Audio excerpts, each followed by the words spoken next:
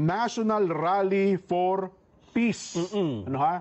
Para po ito sa kapayapaan. Hindi po para sa i-justice o ano pa man, ibagsak sa ganito, i-impeach sa ganito. Hindi po. Malawak ang rally sa January 13 para po sa kapayapaan at hindi po para guluhin ang ating bayan. Itong mga DDS supporters na to, patuloy na nililinlang ang taong bayan. Bakit ko nasabi yan? Maliwanag na maliwanag mula sa pahayag ng pamunuan ng Iglesia ni Cristo na ang gaganapin na rally ay para sa kapayapaan at hindi po pwede gamitin ni numan mga pansariling interes upang guluhin ang ating bayan. Mga pansariling interes upang mangagaw ng kapangyarihan.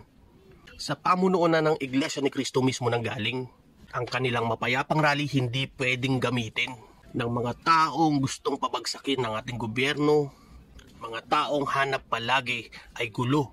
Kaya panawagan lang sa ating mga kababayan, maging mapanuri at huwag magpapalinlang. Maliwanag na maliwanag pa sa sikat ng araw, ang rally ng INC ay para sa pagkakaisa.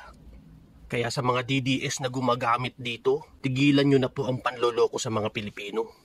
Pakinggan po natin ang pahayag ng pamunuan ng Iglesia ni Cristo. Kung gusto niyo mag-rally, iba ang layunin ninyo, huwag sumabay. Huwag niyo sabayan itong, huwag niyo po itong sasama dito. At huwag kayong sasama. Siguro sa ibang araw ho kayo. O kaya, diba? yung mga pinopost mo sa social media, nasabi mo, itong mga gagawin mo sa rally mo, ayan na, supportado na tayo ng grupong malaki.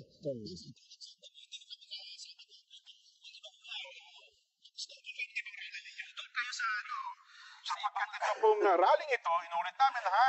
Tandaan niyo po, National Rally for Peace. Ano ha?